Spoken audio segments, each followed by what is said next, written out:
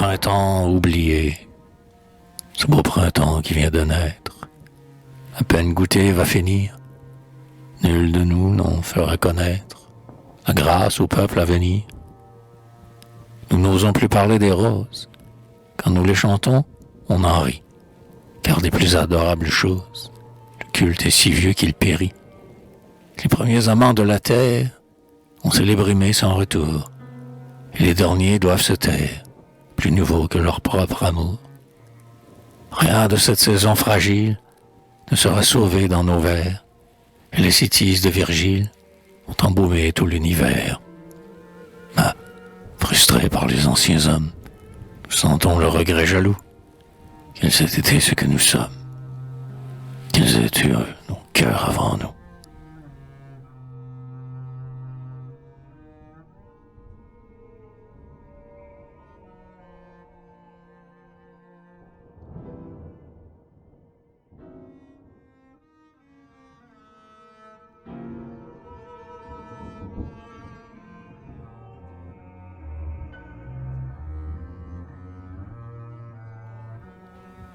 Les chaînes, j'ai voulu tout aimer, et je suis malheureux, car j'ai de mes tourments multiplié les causes, d'innombrables liens frêles et douloureux, dans l'univers entier vont de mon âme aux choses.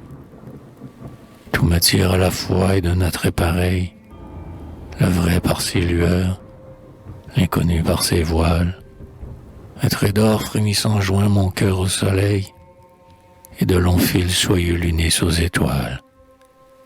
La cadence m'enchaîne à l'air mélodieux, la douceur du velours aux roses que je touche. D'un sourire j'ai fait la chaîne de mes yeux, et j'ai fait d'un baiser la chaîne de ma bouche. Ma vie est suspendue à ces fragiles nœuds, et je suis le captif des 1000 êtres que j'aime. Au moindre ébranlement qu'un souffle cause en eux, je sens un peu de moi s'arracher de moi-même.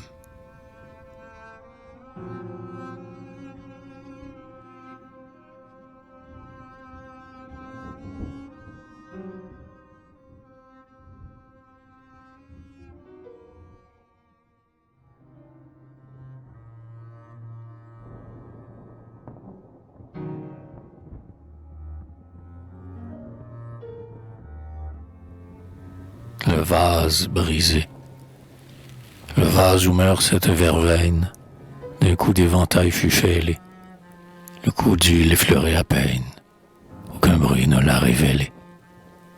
Mais la légère meurtrissure, mordant le cristal chaque jour, d'une marche invisible et sûre, en a fait lentement le tour. Son eau fraîche a fui goutte à goutte, le sucre des fleurs s'est épuisé.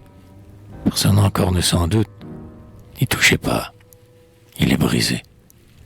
Souvent aussi la main qu'on aime, effleurant le cœur, le meurtri. Puis le cœur se fend de lui-même, la fleur de son amour périt. Toujours intact aux yeux du monde, il sent croître et pleurer tout bas. Sa blessure fine et profonde, il est brisé. N'y touchez pas.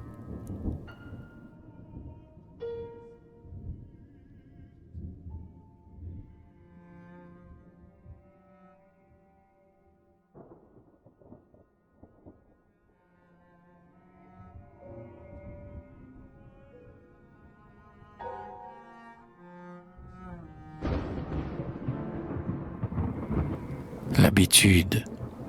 L'habitude est une étrangère qui supplante en nous la raison. C'est une ancienne ménagère qui s'installe dans la maison.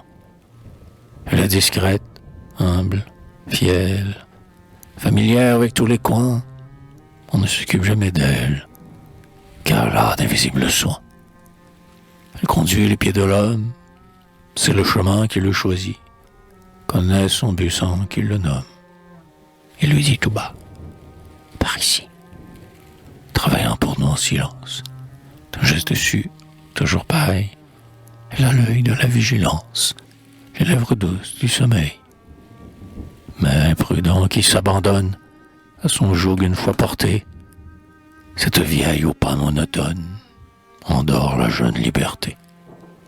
Et tous ceux que sa force obscure à gagner insensiblement sont des hommes par la figure, des choses par le mouvement.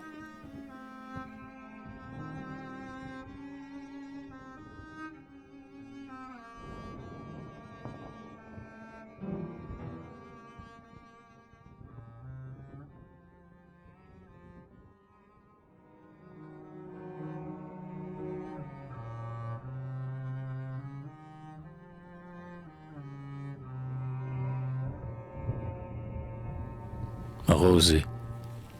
Je rêve. Et la pâle rosée, dans les pleines perles sans bruit, sur le duvet des fleurs posées, par la main fraîche de la nuit. D'où viennent ces tremblantes gouttes? Il ne pleut pas, le temps est clair. C'est qu'avant de se former, toutes, elles étaient déjà dans l'air. D'où viennent mes pleurs? Toute flamme, ce soir, et douce au fond des cieux. C'est que je les avais dans l'âme, avant de les sentir aux yeux. On a dans l'âme une tendresse, où tremblent toutes les douleurs, et c'est parfois une caresse, qui trouble, et fait germer les pleurs.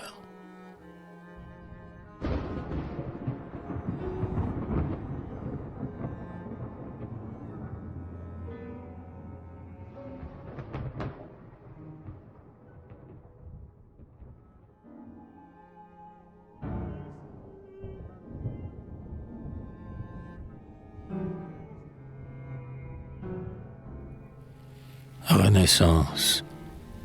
Je voudrais, les prunelles closes, oublier, renaître et jouir de la nouveauté, fleur des choses, que l'âge fait évanouir. Je resaluerai la lumière, mais je déplierai lentement mon âme vierge et ma paupière pour savourer l'étonnement. Et je devinerai moi-même les secrets que nous apprenons. J'irai seul aux êtres que j'aime, et je leur donnerai des noms. Émerveillé des bleus abîmes, où le vrai Dieu semble endormi, je cacherai mes pleurs sublimes, dans des vers sonnant l'infini. Et pour toi, mon premier poème, ô mon aimé, ô ma douleur, je briserai d'un cri suprême, un vers frêle comme une fleur. Si pour nous il existe un monde où s'enchaînent de meilleurs jours, que sa face ne soit pas ronde, mais s'étende toujours, toujours, et que la beauté des apprises, par un continuel oubli, par une incessante surprise, nous fasse un bonheur accompli.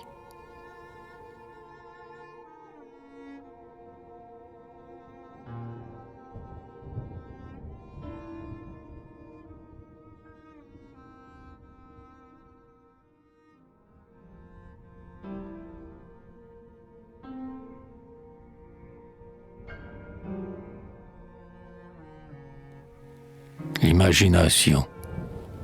J'imagine. Ainsi je puis faire un ange sous mon front mortel. Et qui peut dire en quoi diffère l'être imaginé du réel? Oh mon intime Galatée, qui fait vivre en moi mon amour, par quelle terre es-tu porté? De quel soleil prends-tu le jour? L'air calme autour de moi repose, et cependant j'entends ta voix. Je te baise, la bouche close, et, les yeux fermés, je te vois. De quelle impalpable substance dans mon âme te formes-tu, toi qui n'as pas la consistance d'une bulle au bout d'un fétu? Forme pâle et surnaturelle, quel désir intense faut-il pour que la trempe corporelle fixe ton élément subtil, pour que ta beauté sorte et passe du ciel idéal au soleil, parmi les choses de l'espace qui subsistent dans mon sommeil. Tu n'es jamais consolidé comme les formes du dehors. Bienheureux les fous dont l'idée prend le solide éclat des corps. Dans l'air ils font passer leurs songes par une fixe et sombre foi. Leurs yeux même croient leurs mensonges. Ils sont plus créateurs que moi.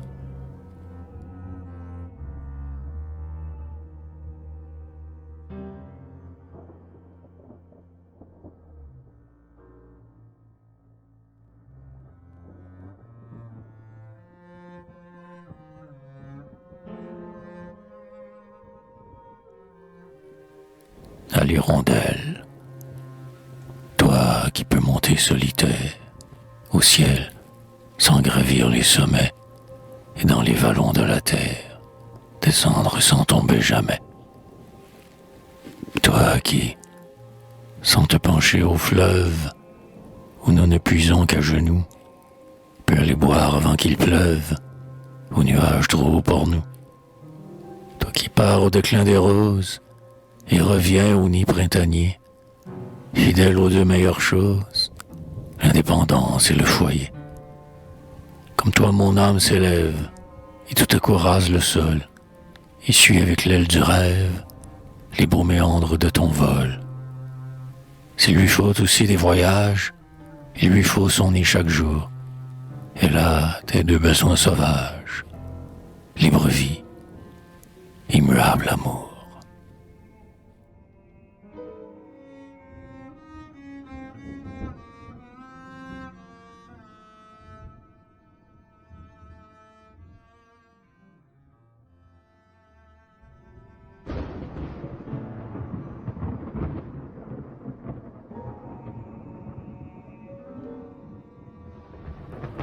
Les berceaux, après le départ des oiseaux, les nids abandonnés pourrissent. Que sont devenus nos berceaux? De leur bois l'hiver se nourrissent. Le mien traîne au fond des greniers, l'oubli morne et lent le dévore. Je l'embrasserais volontiers, car mon enfant s'y rit encore. C'est là que j'avais nuit et jour, pour ciel de lit, des yeux de mer, où mon âme éplait l'amour. Il m'apprenait la lumière. Sur le cœur d'amis sûrs et bons, femme sans tache, sur le vôtre, c'est un berceau que nous rêvons, sous une forme ou sous une autre. Cet instinct de vivre blotti dure encore à l'âge où nous sommes.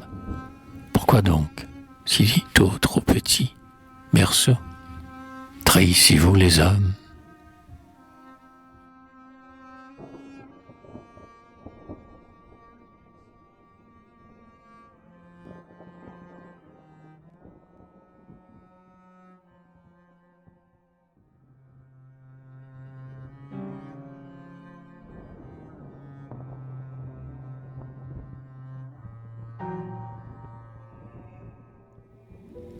Comme alors, quand j'étais tout enfant, ma bouche ignorait un langage appris. Du fond de mon étroite couche, j'appelais les soins par des cris. Ma peine était la peur cruelle de perdre un jouet dans mes draps, et ma convoitise était celle qui supplie en tendant les bras. Maintenant que sans être aidé, mes lèvres parlent couramment, j'ai moins de signes que d'idées. On a changé mon bégaiement. Maintenant que des caresses ne me bercent plus quand je dors, j'ai d'inexprimables tendresses, et je tends les bras comme alors.